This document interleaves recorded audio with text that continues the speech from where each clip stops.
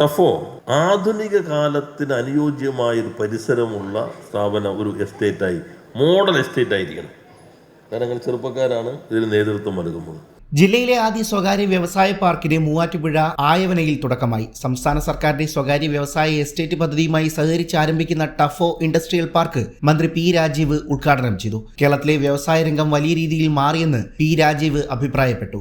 പഴയ കേരളമല്ല ഇപ്പോഴുള്ളത്. വീണ്ടും പഴമയിലേക്ക് പോകണോ, പുതുമയിൽ കരുത്തോടെ തുടരണോ എന്ന് ജനങ്ങളാണ് തീരുമാനിക്കേണ്ടത്. വിവിധ രാജ്യങ്ങളിൽ ഉയർന്ന ജോലികൾ ചെയ്തിരുന്ന നിരവധി മലയാളികൾ കേരളത്തിലേക്ക് തിരിച്ചെത്തി ഇവിടെ തുടരുന്നുവെന്നാണ് ലിങ്ക്ഡിൻ റിപ്പോർട്ട് പറയുന്നത്. വ്യവസായ രംഗത്ത് കേരളം എവിടെ എത്തിയെന്നതിന്റെ തെളിവാണിതെന്നും കേരളത്തിൽ ഇതിനകം 40 സ്വകാര്യ പാർക്കുകൾ അനുമതി നൽകിയെന്നും മന്ത്രി പറഞ്ഞു. എന്നാൽ ഇത്രയും അധികം ആളുകൾ അവിടെ നിന്ന് ഇവിടെ വരെ എത്തി എന്ന് കാണുമ്പോൾ നല്ല പിന്തുണയുള്ളൊരു സംരംഭമാണെന്ന് വ്യക്തമായിരിക്കുകയാണ്. ഇൻഡസ്ട്രിയൽ സ്വകാര്യ വ്യവസായ പാർക്കുകളുടെ പ്രതിനിധികൾ പിന്നെ എല്ലാ ഉദ്ഘാടനത്തിലും ഒരു ഡെലിഗേഷൻ അവരിങ്ങനെ കേരളത്തിൽ സഞ്ചരിച്ചുകൊണ്ടിരിക്കുന്നുണ്ട്. നമ്മുടെ വ്യവസായ രംഗം നന്നായി മാറിക്കഴിഞ്ഞിട്ടുണ്ട്. പഴയ കേരളമല്ല ഇപ്പോഴത്തെ കേരളം. വീണ്ടും പഴമയിലേക്ക് പോകണോ, പുതുമയിലോട് കരുത്തോടുകൂടി പോകണോ എന്നൊക്കെ ജനങ്ങളെ തീരുമാനിക്കുന്നത്. പക്ഷെ എന്തായാലും പഴയ കേരളമല്ല ഇപ്പോഴത്തെ കേരളം എന്നുള്ളത്. ഞങ്ങൾ ചുമതലെടുക്കുമ്പോൾ വ്യവസായത്തിൻ്റെ റാങ്കിങ്ങിൽ 28ആയിരുന്നു. നമ്മുടെ പുറകിൽ ആരും ഉണ്ടായിരുന്നില്ല. നാട്ടിൽ പൊതുവെയുള്ള വർത്തമാനം ഇവിടെ ഈ പെട്ടിക്കട, ബീവറേജ്, ലോട്ടറി ഇത് മൂന്നേ ഉള്ളൂ കേരളത്തിൽ, വേറെ ഒന്നുമില്ല. എന്നാൽ അതായിരുന്നില്ല അപ്പോഴത്തെ കേരളവും. ഞങ്ങൾ ഈ വലിയ എല്ലാം ഈ കാലത്ത് വന്നൊന്നും ഞങ്ങൾ അവകാശപ്പെടുന്നില്ല. കേരളത്തിൽ കുറേയേറെ നല്ല സ്ഥാപനങ്ങൾ തുടർച്ചയായി പ്രവർത്തിച്ചു കൊണ്ടേയിരിക്കുന്നുണ്ട്. എന്നാൽ നമ്മുടെ ഒരു പ്രിസംഷൻ വളരെ ഡീപ്പ് റൂട്ടഡ് ആയിരുന്നു. ആഴത്തിൽ വേരോടിയ ധാരണകളുണ്ടായിരുന്നു. അതിലേറ്റവും കൗതുകകരമായ കാര്യം, കേരളത്തിൽ വ്യവസായം നടക്കില്ല എന്ന് പറഞ്ഞ് പ്രചരിപ്പിക്കുന്നവർ മറ്റ് സംസ്ഥാനക്കാരൊന്നുമല്ല, നമ്മൾ തന്നെയാണ്. എന്തെങ്കിലും ചെറിയ പ്രശ്നം ഉണ്ടായാൽ അത് ലോകത്തെല്ലാവരെയും എത്രയും വേഗത്തിൽ അറിയിക്കാമോ, ഏത് ഭാഷയിൽ അറിയിക്കാമോ അതിനെല്ലാം സന്നദ്ധമാണ് നമ്മുടെ ആളുകൾ. അപ്പോൾ ടഫോ ആധുനിക കാലത്തിന് അനുയോജ്യമായൊരു പരിസരമുള്ള സ്ഥാപനം, ഒരു എസ്റ്റേറ്റായി, മോഡൽ എസ്റ്റേറ്റ് ആയിരിക്കണം. കാരണം ചെറുപ്പക്കാരാണ് ഇതിന് നേതൃത്വം നൽകുന്നത്. പല തരത്തിലുള്ള ആളുകളോ പ്ലൈവുഡ് ആകെ പ്രശ്നമായിരിക്കുന്നതാണ് ഒരു പ്രതീതി ഉണ്ടാക്കുക. ഇപ്പം അങ്ങനെയല്ല. ഞാൻ പുതിയ കാലം ഉദ്ഘാടനം ചെയ്തെല്ലാം വളരെ മികവാർന്ന സൗകര്യങ്ങൾ ഉള്ളത് തന്നെയാണ്. എന്നാൽ പഴയതിൽ കുറേ മാറ്റങ്ങൾ വരുത്തേണ്ടതുണ്ട്. അത് പ്രത്യേകം നമുക്ക് കാണാം. ഇത് ഒരു മോഡലാക്കി മാറ്റാൻ നിങ്ങൾക്ക് ചെറുപ്പക്കാർക്ക് കഴിയട്ടെ. നല്ല രീതിയിൽ സംരംഭം മുന്നോട്ട് പോകട്ടെ.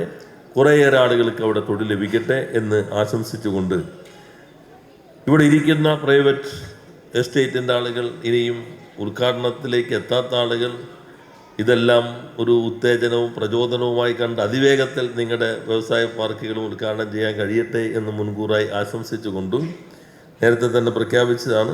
ഒരിക്കൽ കൂടി ഉദ്ഘാടനം ചെയ്ത് അറിയിച്ച് വാക്കുകൾ അവസാനിപ്പിക്കുന്നു. എല്ലാവർക്കും നന്ദി, നമസ്കാരം. ഇടപ്പള്ളി മാരിയറ്റ് ഹോട്ടലിൽ നടന്ന ചടങ്ങിൽ PV ശ്രീനിജൻ MLA അധ്യക്ഷനായി.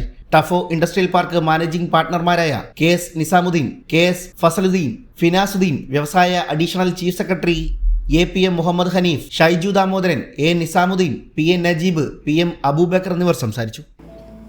നമുക്ക് സ്വാഗതം പറഞ്ഞപ്പോൾ പൂക്കളുമായി വന്ന ആ പയ്യൻ കൈ കൊടുത്ത പോലെയാണ് സർക്കാർ സംരംഭകരെ കൈ കൊടുത്തുകൊണ്ടാണ് കേരളത്തിലെ വ്യവസായ വിപ്ലവത്തിന് തുടക്കം കുറിച്ചത്. ഈ സർക്കാർ അധികാരത്തിൽ വരുമ്പോൾ ആരായിരിക്കും കേരളത്തിൻ്റെ വ്യവസായ വകുപ്പ് മന്ത്രിയെന്ന് നമുക്കൊരു ആകാംക്ഷയുണ്ടായിരുന്നു. പ്രിയപ്പെട്ട രാജീവ് മിനിസ്റ്റർ, അദ്ദേഹം ചുമതല ഏറ്റെടുത്തതിന് ശേഷം പ്രശ്നങ്ങൾ പെട്ടെന്ന് പരിഹരിക്കാനല്ല അദ്ദേഹം ശ്രമിച്ചത്. ആ മേഖലയിൽ ഏതൊക്കെ കാര്യങ്ങൾക്കാണ് കുഴപ്പം, എവിടെയാണ് പ്രശ്നമെന്ന് ആദ്യം അദ്ദേഹം കൃത്യമായിട്ട് പഠിച്ചു. അതിനുശേഷം അതിനുള്ള പരിഹാരം നിയമനിർമ്മാണത്തിലൂടെ കൊണ്ടുവന്നു. ഇന്ന് കേരളത്തിൽ രാജീവ് മിനിസ്റ്റർക്ക് മുമ്പ് കേരളത്തിലെ വ്യവസായ വകുപ്പ് എങ്ങനെയായിരുന്നു, അല്ലെങ്കിൽ കേരളത്തിലെ വ്യവസായം എങ്ങനെയായിരുന്നു, അതിനുശേഷം കേരളത്തിലെ വ്യവസായം എങ്ങനെയാണെന്ന് നമുക്ക് കൃത്യമായിട്ടുള്ളൊരു വേർതിരിച്ച് നമുക്ക് എടുക്കാൻ കഴിയും. നിരവധിയായിട്ടുള്ള വ്യവസായ സംരംഭങ്ങൾ ഇന്ന് കേരളത്തിലേക്ക് വരികയാണ്.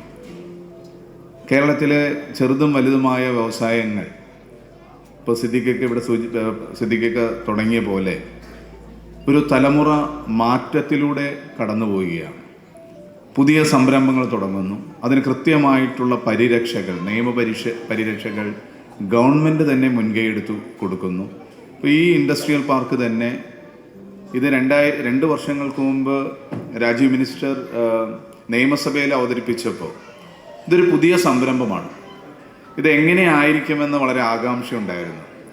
അപ്പോൾ 10 ഏക്കറിൽ മിനിമം 10 ഏക്കർ, അതിൽ ഗവൺമെൻറ് തന്നെ സബ്സിഡി കൊടുത്തുകൊണ്ട് 3.5 കോടി രൂപ സബ്സിഡി കൊടുക്കാൻ തീരുമാനിക്കുന്നു. പക്ഷേ ഇന്നിവിടെ നിൽക്കുമ്പോൾ ഇന്ന് ഇതുമാത്രമല്ല, കേരളത്തിലെ ഏകദേശം 10ഓളം സ്വകാര്യ വ്യവസായ പാർക്കുകൾ ഇതുപോലെ വന്നു. അപ്പോൾ നമ്മുടെ മണ്ഡലത്തിനെ സംബന്ധിച്ചാണെങ്കിൽ ഇപ്പോൾ 3ാം ഘട്ട ഇൻഫോ പാർക്കിൻ്റെ 3ാം ഘട്ടം 300 ഏക്കർ വരാൻ പോകുന്നു. ലോകമെമ്പാടുമുള്ള മലയാളികൾ തിരിച്ചുവരവിൻ്റെ പാതയിലാണ്. പുതിയ സംരംഭങ്ങൾ തുടങ്ങുവാൻ തയ്യാറാണ്. ഇതിന് സൗഹൃദമായ ഒരു അന്തരീക്ഷം കേരളത്തിൽ സൃഷ്ടിക്കുക എന്നുള്ളതാണ് ഏറ്റവും പ്രധാനമായിട്ടുള്ള കാര്യം. ഇനി അങ്ങോട്ട് കേരളത്തെ സംബന്ധിച്ച് 1ാം സ്ഥാനം നിലനിർത്തിക്കൊണ്ടുപോകാനും നമ്മൾ റിഫോംസ് പരിഷ്കാരങ്ങളിൽ വരുത്തിയിട്ടുള്ള മാറ്റങ്ങളും നടപ്പിലാക്കിയിട്ടുള്ള കാര്യങ്ങളും 434 റിഫോംസാണ് കഴിഞ്ഞ വർഷം കേന്ദ്ര സർക്കാർ സംസ്ഥാനങ്ങളോട് നടപ്പിലാക്കുവാൻ ആവശ്യപ്പെട്ടത്. അതിൽ 430 പരിഷ്കാരങ്ങളും കേരള സംസ്ഥാനം നടപ്പിലാക്കി. 99.2% നമ്മുടെ കംപ്ലീഷൻ എന്ന് പറയുന്നത്. ഇത് പൂർണ്ണമായിട്ടും എല്ലാ അർത്ഥത്തിലും യാഥാർത്ഥ്യമാക്കുവാൻ താഴെത്തട്ടുള്ള ജീവനക്കാരെയും ഉദ്യോഗസ്ഥരെയും പൂർണ്ണമായും പ്രാപ്തരാക്കുക, 100% പരാതിരഹിതമായ രീതിയിൽ കൊണ്ടുപോവുക എന്നതാണ് ഏറ്റവും പ്രധാനപ്പെട്ട കാര്യം. എല്ലാവർക്കും അറിയാവുന്നതുപോലെ 4-5 വകുപ്പുകളെപ്പറ്റി ഇപ്പോഴും അങ്ങിങ്ങായിട്ട് പരാതികൾ പലപ്പോഴും കേൾക്കാൻ സാധിക്കും. ആ പരാതികൾ കൂടി ഒഴിവാക്കിയെടുത്തെങ്കിൽ മാത്രമേ നമുക്ക് എല്ലാ മേഖലകളിലും, കേരളത്തിന് ശക്തിയുള്ള മേഖലകളിൽ പ്രത്യേകിച്ചും വളർച്ച ഉണ്ടാക്കുവാൻ സാധിക്കുകയുള്ളൂ. ആ രീതിയിലുള്ള വളർച്ച തീർച്ചയായിട്ടും അതിനെ ആക്കം കൂട്ടുവാൻ നമ്മുടെ പ്രൈവറ്റ് ഇൻഡസ്ട്രിയൽ പാർക്കുകൾക്ക് സാധിക്കട്ടെ എന്നും ഈ സംരംഭകർക്ക് എല്ലാവിധ ആശംസകളും നേർന്നുകൊണ്ട് ഞാൻ എൻ്റെ എളിയ വാക്കുകൾ ഉപസംഹരിക്കുന്നു.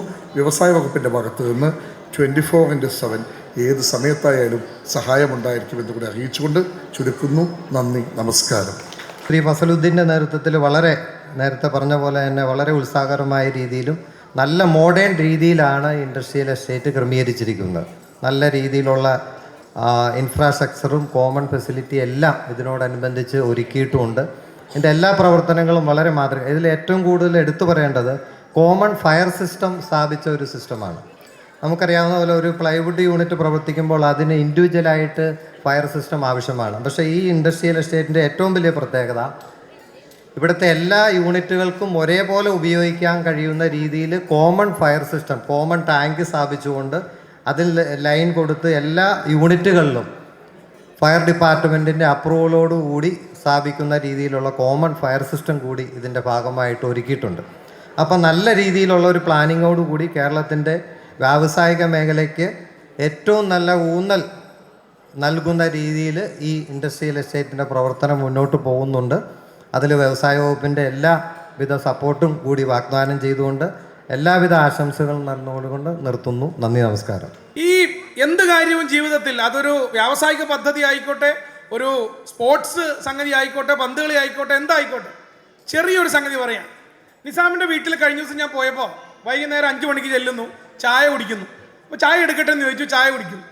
അപ്പോൾ ഞാൻ ചായ വരുമ്പോഴാണ് പറയുന്നത്, പഞ്ചസാര ഇട്ടിട്ടുണ്ടോ? ഞാൻ പഞ്ചസാര ഇടാത്ത ചായയാണ് സാധാരണ, എനിക്ക് ഷുഗറൊന്നും ഇല്ല കേട്ടോ, പഞ്ചസാര ഇടാത്ത ചായയാണ് ഞാൻ സാധാരണ കുടിക്കാറ്. അപ്പോൾ നിസാം പറയുന്നു, എങ്കിലും ഒന്ന് കുടിച്ചു നോക്കൂ എന്ന് പറഞ്ഞു. അപ്പോൾ എൻ്റെ ഒപ്പം ഉണ്ട് അയാൾ കുടിച്ചു നോക്കിയിട്ട് പറഞ്ഞു, ഇല്ല കുഴപ്പമില്ല, ഞാൻ അതേ ചായ തന്നെ കുടിച്ചു.